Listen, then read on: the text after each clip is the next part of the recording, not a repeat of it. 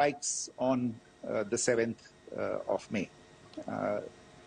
We have made the point very clearly that all attacks on the morning of 7th May were against carefully selected terrorist infrastructure, terrorist targets.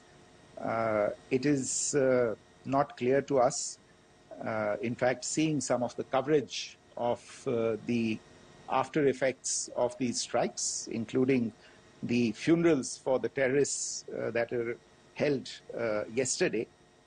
I think a lot of you have seen the reports and the coverage on media. If only civilians, if any civilians were killed in these attacks, I wonder what message this picture actually sends to all of you. This is a question that is worth asking. It's also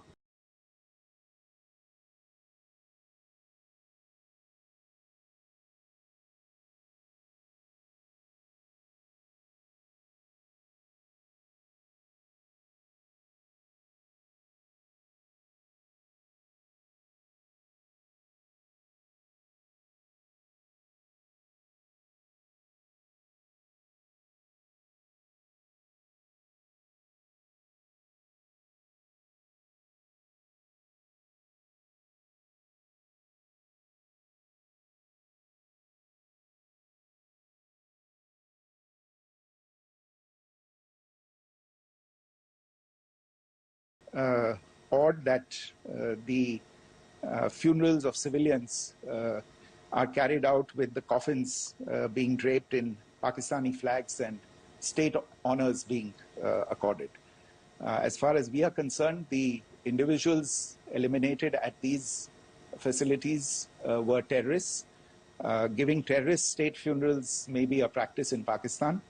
Doesn't seem to make much sense to us. Pakistan has also claimed that India deliberately attacked religious sites. This is completely false again. I have made it clear that the targets were terrorist infrastructure, terrorist facilities, and locations connected clearly with incidents of cross-border terrorism into India. And it is in fact Pakistan that is misusing religious sites as a cover to in fact radicalize, direct and indoctrinate and train terrorists.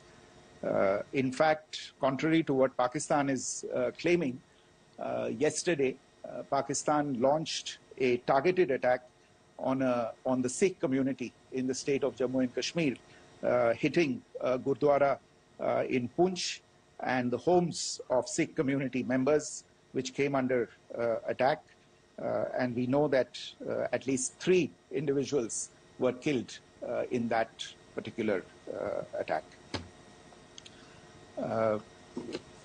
Pakistan is also making attempts to, in fact, just to add to this point, the retaliatory action that Pakistan has taken, in fact, is impacting civilians. I showed you the picture of the Gurdwara and the Sikh community members who were killed in this. There are other civilians also who've been killed and injured in these attacks. In fact, since yesterday morning, a total of 16 civilians have been killed and 59 others have been injured in the attacks by Pakistan. Not only this, Pakistan is also making attempts as part of its disinformation campaign to paint our action with regard to cross-border terrorism through the communal angle. If that is the issue, then I think I can do no better than to cite or point you in the direction of the Pakistan Army Chief's speech of 16 April 2025, I think that is the last word in communal rhetoric. And in the Pahalgam attack itself, you are aware of the kind of religious profiling that was done there. And perhaps there is a linkage between these two events. I can only say that these nefarious designs will not be allowed to succeed in India. And it is to be noted that people from all faiths, all religions, all regions in India have unequivocally, not just in India but around the world, have condemned these attacks. The Pakistani claims of now responding to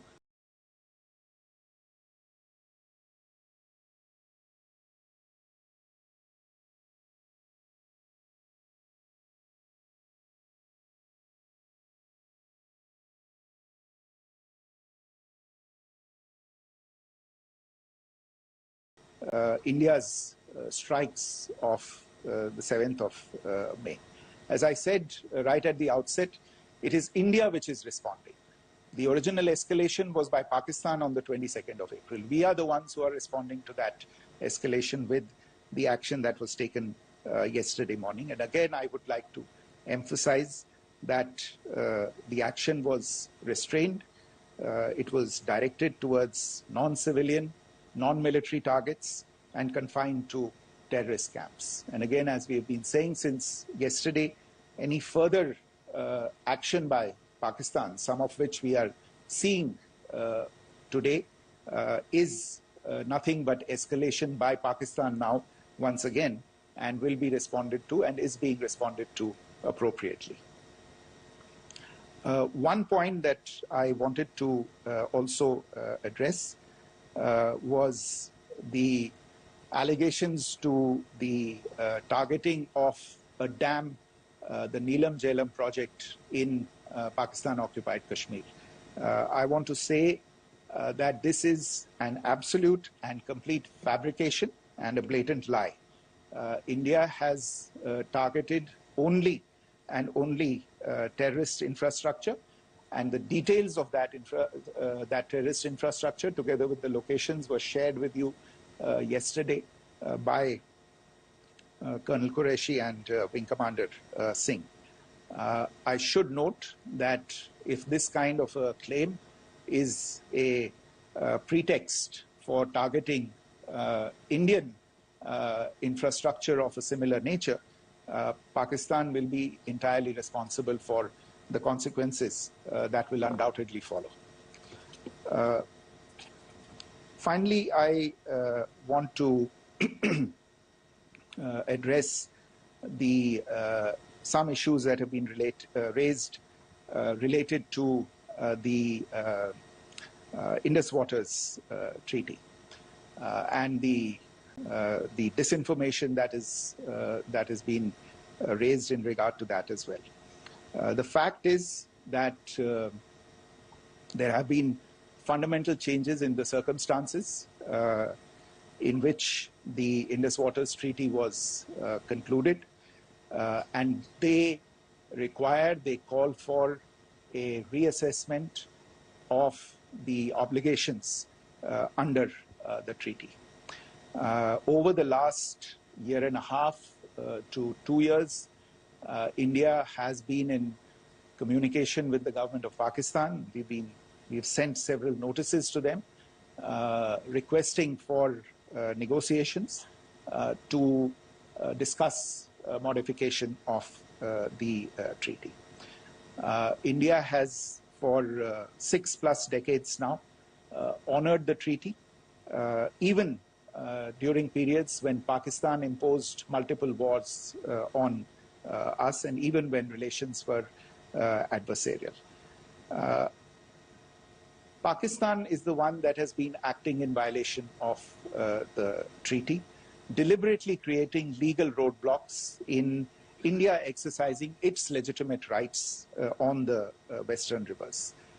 any projects that India sought to build on the eastern rivers, and even on the western rivers, which we are allowed to by the treaty, were always challenged by Pakistan, thereby hampering our rights to utilize our legitimate waters under the treaty.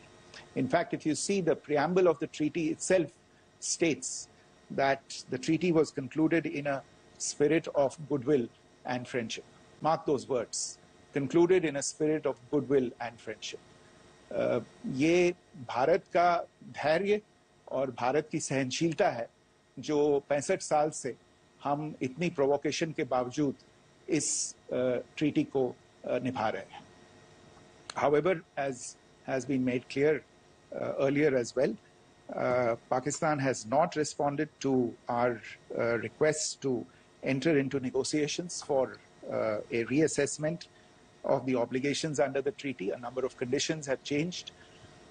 This is a treaty that was based on the engineering techniques of the 50s and the 60s. We are living through the first quarter of the 21st century. Technological changes and technological advancements have to be taken into account. There are demographic changes. There are climate changes that have taken place. There is the imperative of clean energy. And of course, the terrorism that Pakistan has wreaked in the state of Jammu and Kashmir itself has hampered India's ability to exercise its rights under the treaty. Pakistan's persistent refusal to respond to our requests to enter into government-to-government negotiations on the modification of the treaty is, in a sense, itself a violation of the treaty. And therefore, India has taken the step of putting the treaty in abeyance until Pakistan abjures irrevocably its support for cross-border terrorism. Maybe I'll stop there. I mentioned earlier yesterday as well that this is an evolving situation. I would therefore ask all of you to be considerate and restrained. It will not be possible for us or my colleagues from the armed forces to share operational details at this point in time. Beyond that, if you have any questions, may I have time for only a few, and I'll try to answer those questions. Okay, I give the floor to Rishabh.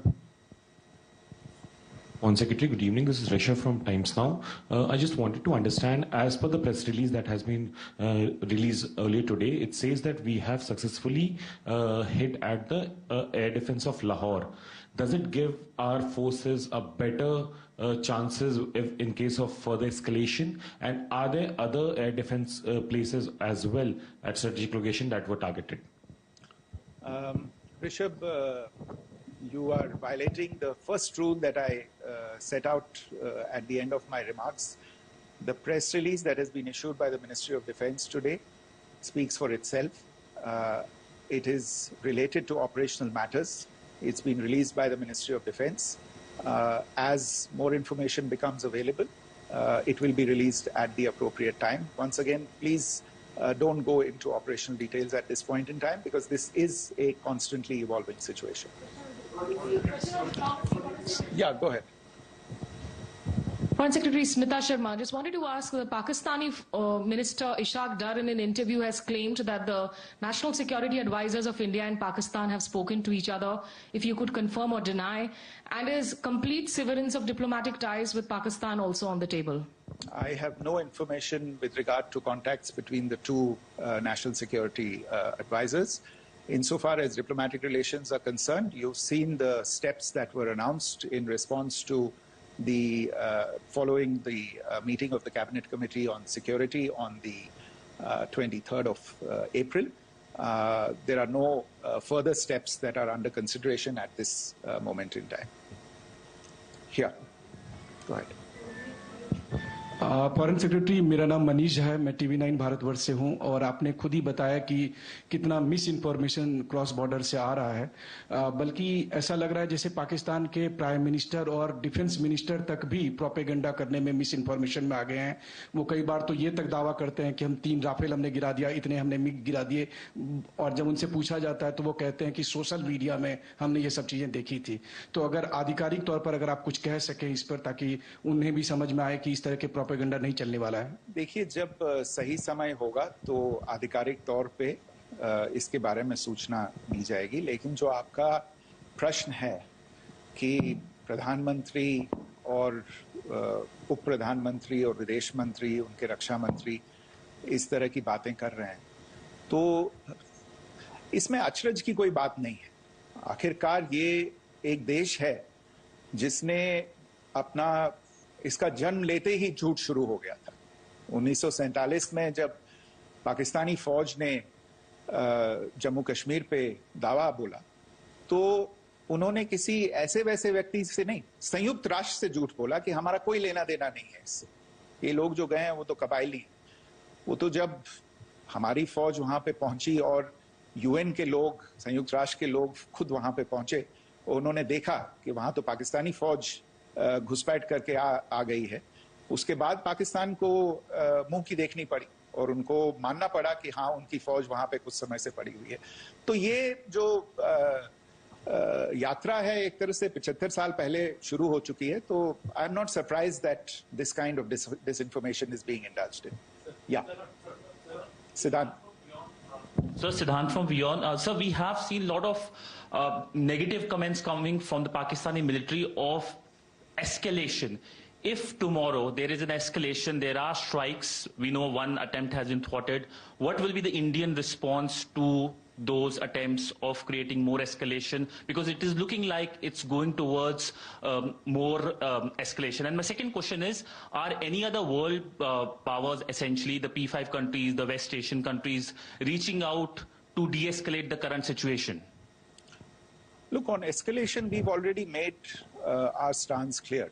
I mean, there are 2 basic points. First of all, it is Pakistan that escalated on the 22nd of April.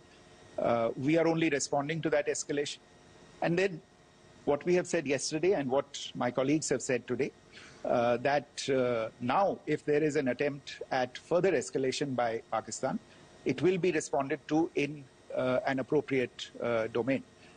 And therefore, the choice is recognition of the government of India's right to respond to these attacks in self-defense, and of course, a desire to ensure that there is not further escalation. I think these statements speak for themselves. Yeah. There. Sir, this is Mausami from India Today. Now, in the all-party meeting, we have learned that the defense minister has said that, in the operations in Sindoor, almost 100 terrorists were killed.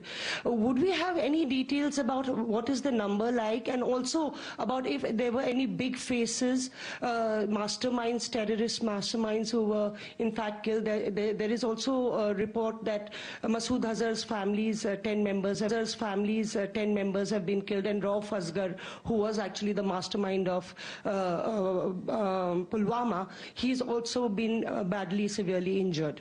I don't have information at this point in time to share with you on these issues. But as I said, I think, there is so much information out there on television, in the news media, in social media, that it sometimes looks like a long time has passed since this. Please understand that slightly over 36 hours only have passed since this operation was undertaken. Let us have some patience. Information will come out. It will be shared in due time. Shruti. Thank you, Foreign Secretary.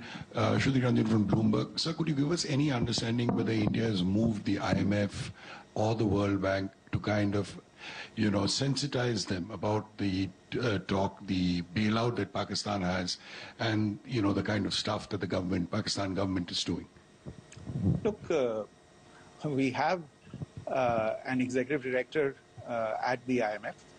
Tomorrow there is a meeting of the board of the IMF. And I'm sure that our executive director will put forward India's position. The decisions of the board are a different matter.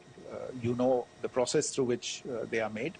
But I think the case with regard to Pakistan should be self-evident to those people who generously open their pockets to bail out this country. And since you are from Bloomberg, I think you would have the data on how many IMF bailout programs have been, very good, thank you, have been sanctioned in the space of the last 3 decades. And I think you would also have an idea of how many of those programs have actually reached successful conclusion. Probably not many. So I think this is a decision that board members have to take by looking deep within themselves and looking at the facts. So we can, one last question, sir. Yeah. One last question. Foreign Secretary, I'm Siddhant from CNN News 18. I would like to know, since it's an opportunity to speak to you, I would like to know the response coming from United States since last 3 weeks. Saudi Arabia, Qatar. In fact, Prime Minister Modi spoke to Qatar before the strikes that evening. Perhaps how do you read the support coming from these countries? Perhaps traditionally they were seen on the other side.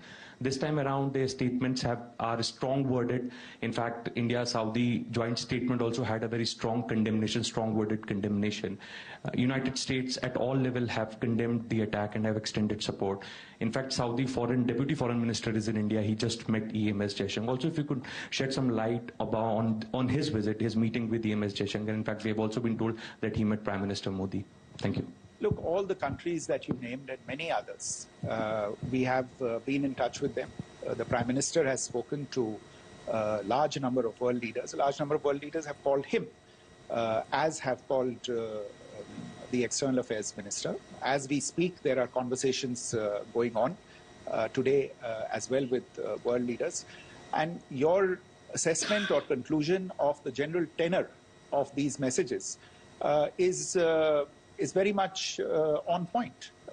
And I think this is a recognition of the fact, firstly, of the barbaric nature, the unprecedented nature and character and features of the attack in Pahalgam, and a recognition of India's right to respond to this. And also a recognition of the fact that in responding, we have been nothing but responsible and have done so in a restrained, in a measured, and in a non-escalatory manner. I think that counts for something. People have taken that into account, and that is what is explaining the kinds of reactions that we are seeing. And we appreciate the sentiments and the statements that have been made by the vast majority of world leaders. Yes, the Saudi Minister of State for Foreign Affairs is in Delhi. He had a meeting with the External Affairs Minister earlier today. I don't have further details at this moment, but if there are details, the ministry will share them at some point with you. Thank you. I think that's all we have time for today. We'll join you again soon. Thank you all.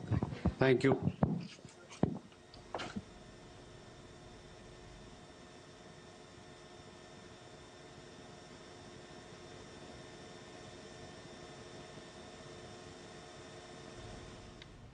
तो विदेश मंत्रालय की तरफ